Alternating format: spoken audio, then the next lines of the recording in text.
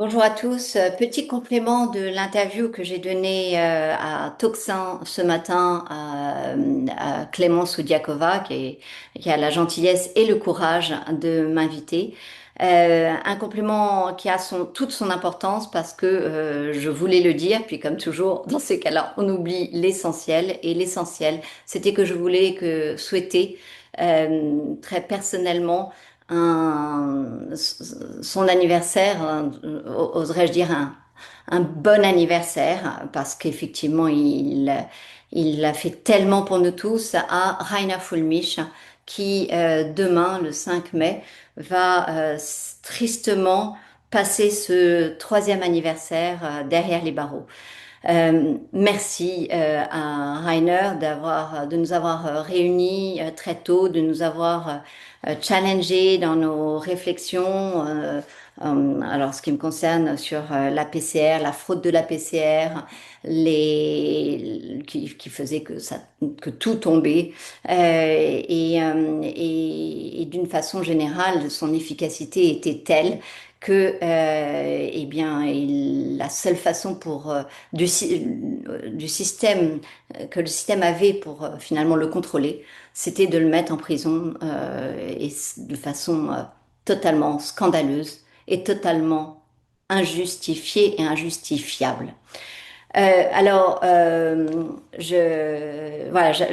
j'apporte par cette vidéo toute ma reconnaissance envers Rainer, toute l'incompréhension qui va avec de me dire pourquoi lui et pas moi, non pas que je veuille y aller, mais effectivement, on voit bien que, ben voilà, il y a ceux qui dérangent et qui sont clairement plus invisibilisés, puis ceux qui dérangent pas beaucoup le système finalement. Alors les vidéos peuvent passer, fuiter si je puis dire, et ils sont rarement fact-checkés ou pour ainsi dire, ils ne le sont jamais.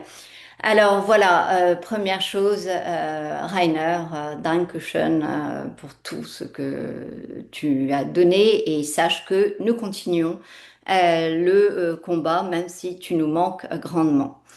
Deuxième aspect que j'ai abordé un petit peu succinctement tout à l'heure, il y a tellement de choses à dire, c'est qui concerne Epstein. Et là, à nouveau, ça nous rejoint avec Rainer parce que de ce que j'ai compris, il a fait un communiqué de presse le 3 avril. Alors, je mets toujours des pincettes parce que je n'ai pas de, on n'en suis pas certaine à quel point c'est direct, mais où il mentionnait vers la fin de ce communiqué de presse le fait que il y avait un lien avec Epstein. Et ce lien, finalement, on le retrouve tous lorsqu'on a dérangé le système. Pour ma part, cela fait plus de 30 ans que je défends finalement notre génome et notre individualité.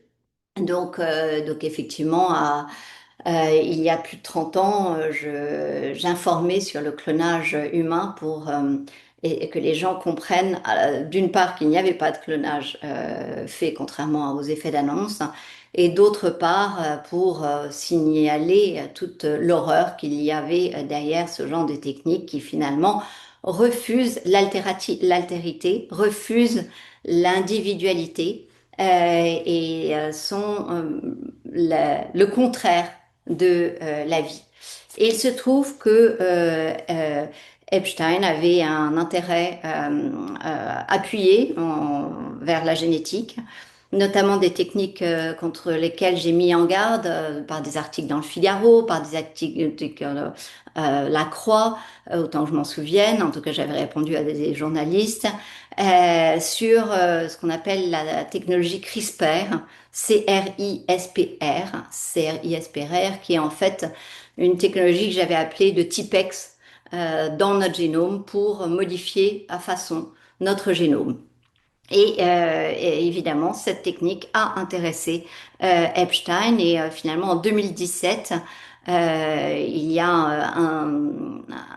un collègue scientifique, Martin Novak, qui écrit ces mots à Epstein en avril 2017 en disant que il le créditait d'avoir induit une collaboration qui impliquait l'un des généticiens les plus influents au monde, à savoir George Church, dans l'un des domaines de la génétique les plus sensibles, disait-il, en termes de gouvernance, autrement dit, le fait de pouvoir modifier génétiquement tout génome, y compris celui humain. Donc, cela vient à la suite de nombreux emails. En fait, la collaboration avec George Church, les échanges, ils vont commencer en 2011. Et c'est moi, en 2011, que je vais être plus euh, présente sur la place publique pour mettre en garde justement contre la loi de bioéthique et le traitement des embryons humains. À l'époque, il y avait un certain nombre de collègues qui m'ont suivi, y compris de l'Académie des sciences, qui étaient tout à fait d'accord avec moi sur le fait que l'embryon humain ne pouvait pas être considéré comme un matériau de laboratoire. Et c'est intéressant parce que dans les différents échanges qu'on repère de Epstein, en fait, il y a en 2013, il y aurait eu, organisé par George Church, hein, toujours lui, une biopsie, donc un prélèvement cutané de la peau d'Epstein, à partir desquels on a fait des lignées de cellules souches, qu'on appelle les cellules iPS, et qui ont été dérivées et stockées dans l'azote liquide à la Harvard Medical School, la même où d'ailleurs j'ai fait moi mon postdoc, ça c'était bien avant quand même, 1998. Voilà.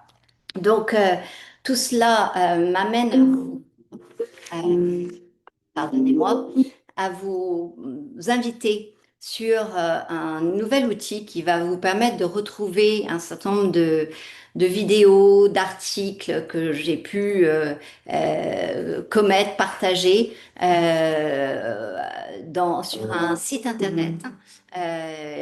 J'ai donc maintenant mon site internet qui s'appelle enrioncode.com. Donc c'est assez simple, Enrioncode en un mot. Et vous pourrez retrouver tout un tas d'informations qui ont le mérite voilà, d'être un petit peu retrouvées avant qu'ils soient tous effacés, puisque toutes mes interventions de 2020, ou quasiment toutes, sur l'origine du virus, hein, sur la folie de vacciner une population. J'étais effectivement la première à annoncer cette folie. Pourquoi? Parce que je connaissais en tant que généticienne les échecs lourds, répétés de ces technologies soi-disant d'ARN messager, que je préfère dire ARN mensonger, puisqu'il repose, c'est une technologie qui repose sur beaucoup de mensonges. Je vous demande de vous référer à la vidéo que j'avais faite avec Didier Maisto, qui est aussi sur ma chaîne YouTube. Donc voilà, tout un partage important et un appel à rester éminemment vigilant, à être d'ores et déjà dans l'action. J'ai cité quelques actions sur Toxin tout à l'heure. Je réitère celles qui vous conduisent à ne pas donner des données personnelles qui sont donc de biométrie à quelque système que ce soit, puisque un hacking est vite arrivé et vous faire chanter avec vos propres données est très vite arrivé. C'est un petit peu comme les gens ne comprennent pas, parce qu'effectivement on est tellement habitué maintenant avec toutes ces techniques, c'est un petit peu comme si vous acceptiez d'avoir donné votre empreinte digitale euh, à différentes entreprises sans avoir très peur. Et ces empreintes digitales, eh bien, à partir du moment où quelqu'un les a, eh bien, il peut les répartir et les distribuer là où il ne faudrait pas qu'elles soient. Et donc vous faire chanter sur des choses que vous n'auriez pas forcément commises.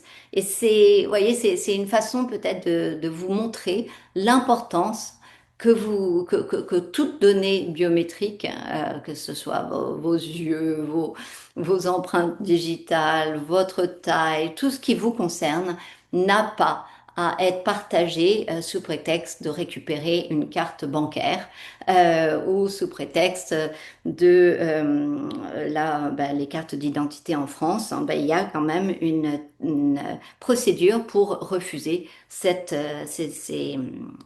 fameuse biométrie, ces données biométriques qu'on vous demande de partout. Voilà.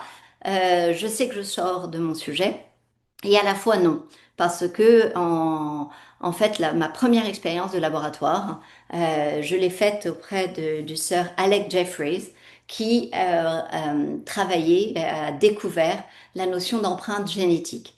Et donc c'était à Leicester, en Angleterre, et j'ai eu cet grand honneur de travailler aux côtés de cet homme extrêmement humble et qui avait le génie d'avoir compris comment dans notre ADN, il y avait des empreintes qui faisaient qu'elles étaient totalement uniques et ne pouvaient pas nous prêter à confusion, par exemple, avec nos parents ou avec des frères et sœurs qui seraient très proches. Donc, à partir de cette expérience, finalement, j'ai toujours été assez sensibilisée à la notion d'être un individu reconnaissable, mais aussi avec le fait que ce sont des données propres qui n'ont pas à être partagées tous azimuts. Je vous remercie et je resterai en relation avec vous par ce biais de petites vidéos sur mon site si jamais vous m'encouragez. Ça veut dire, effectivement, j'ai cru comprendre, mettre des pouces en haut de préférence euh, et partager très largement la vidéo. Bon courage à tous.